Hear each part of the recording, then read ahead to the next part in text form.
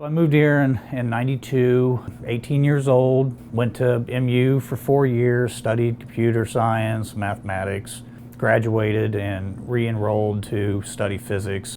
Alcohol led to drugs, led to other drugs, harder drugs, ultimately led to me withdrawing from the university. By the time 2000 and the early 2000s rolled around, I was a full-blown drug addict. Christmas of 2009 in a blackout. I had a really bad accident, woke up Christmas Day in Boone County Jail. That was a bottom for me. I was starting to realize that if things continued the way they were, I was going to inadvertently kill somebody. And that thought really scared me. And also I was afraid at this point of losing my freedom.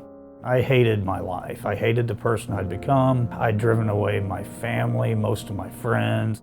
I was desperate for something different. Against my instincts, I went to a 12-step meeting. Went to like 3 a day. I got a 30-day chip, and then I got a 60-day chip in 3 months, and these were the longest stretches of sobriety I had had in 20 years.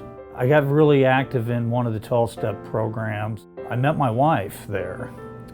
She had about a year clean and sober when I was new, and after I was about 9-10 months sober, we started dating. That was in 2010. We eventually married in 2013, and here it is 2018, so we've been together for 8 years. One of the guys that I had previously worked for during my addiction, a landlord, approached me about him helping me acquire a rental property that had become available in our neighborhood. I thought that was a pretty good opportunity, and he's like, well, what do you plan to do with it? We're like, there's a real serious need for stable, quality recovery housing for women in Columbia.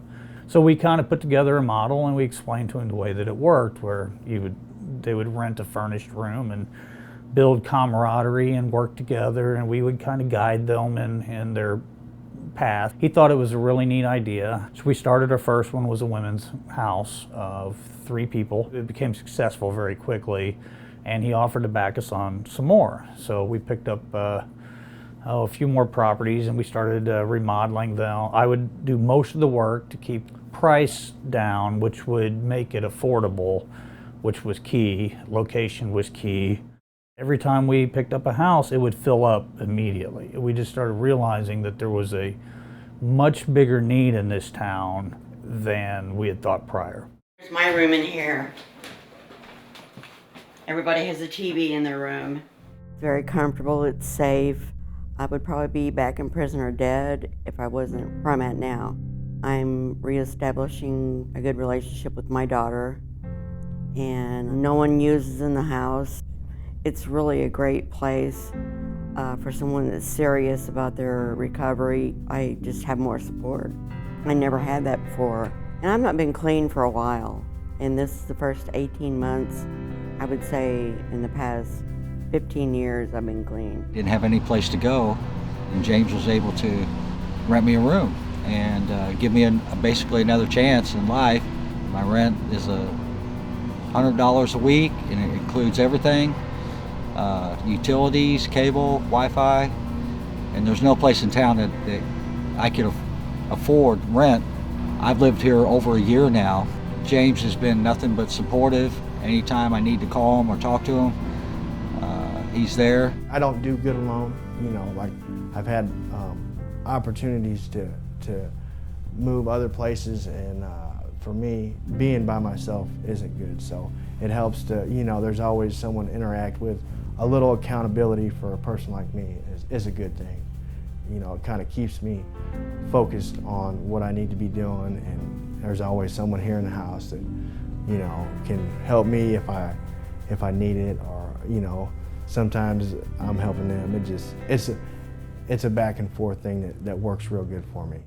Fix up some pretty bad houses on some traditionally rough neighborhoods. But those neighborhoods are like right in the middle of town. So they're ideal for us because of easy access to the buses to the downtown area, to the business loop area. There's many social services along Providence Road. There's multiple treatment centers. We picked those neighborhoods for affordability, for location, and then all they have to do is come up with their food, their clothing, and stuff like hygiene. The kind-heartedness of the community in conjunction with the kind-heartedness of the guys who've already tread that same road. That's what makes it work. The business is just thriving, just growing as fast as we can keep up with it. And we get people from all over the state and surrounding states. Many of these people could come to Columbia and put their old playmates and play places, it's a phrase we use in the program, behind them. And that's when we came up with the name that we now use as Fresh Start. They come to Columbia, get a fresh start. They get an affordable room with a group of friends right there. You just step right into it, and they're going to help you find a job that may not be your dream job, but it's a starter job. And I kind of oversee it all and try and mentor as I can. Also around that time, Kathy was diagnosed with breast cancer. It was progressed enough, stage 2, that they recommended a double mastectomy. So they were trying some different types of oral chemo and some less invasive treatments to keep it slowed down. I want to share a proclamation that Councilman Trapp and I have worked together on. Whereas Kathy and James Bayless have powerful personal stories of recovery from substance use disorders. And whereas having an affordable, sober living environment is essential for many individuals early in recovery. And whereas Kathy and James started Fresh Start Property Management to address this unmet need in Columbia. And whereas Fresh Start has purchased and restored 11 dilapidated houses throughout central Columbia by providing housing and recovery support to 60 low-income individuals in recovery from substance use disorders. And whereas Fresh Start homes allow an individual in recovery an opportunity to live and interact with others on similar paths of personal growth, Fresh Start has not only helped its residents, but also preserved affordable building stock, maintained the physical character of central Columbia, and helped stabilize our neighborhoods. Now, therefore, I, Brian Treece, Mayor of the City of Columbia, proclaim Friday, April 6th as Kathy and James Bayless Day in the City of Columbia.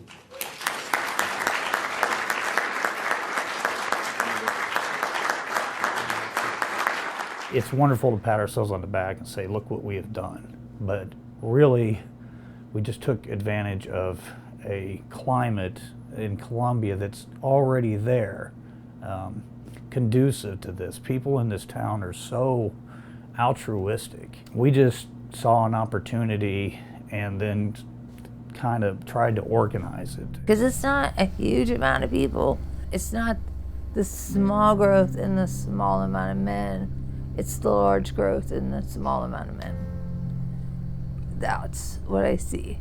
That's what's rewarding, is seeing God really work in these guys' lives and really seeing them succeed and seeing them just do wonderful things with their lives. They really are able to give back to these other men's lives. It's been awesome. During this process, I've had to go through chemo, and I am really glad that I've had the opportunity to go through all of that with the level of grace that I never thought I would go through. And let me tell you, that was not easy.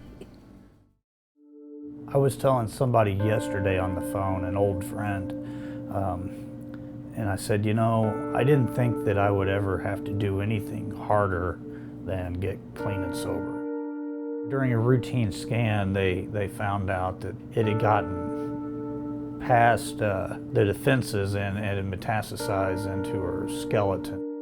And that's when it was reclassified as stage 4.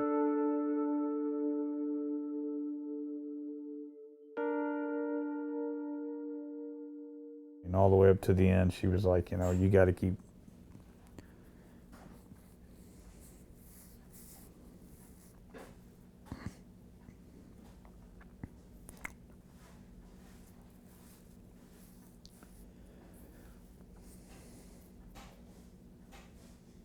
sorry. She made it clear that she thought that I need to keep going with this. It does get better. That's all I'm trying to do is, maybe help one person get up out of there, make a better way for themselves. James understands, and he's been there, and I can relate to him and he can relate to me. Sometimes you need somebody to talk to or just to have somebody to turn to, and James is always there. It's pretty exciting to see the little light bulb, and the little light flicker in their eye when they realize that, we want to work with you and help you. And they're like, wow, you do? It's like, yeah, we really want to see you succeed. We have a saying in our program, one day at a time. And that's just the way we take it now. And I'm heartbroken, but she's my soulmate.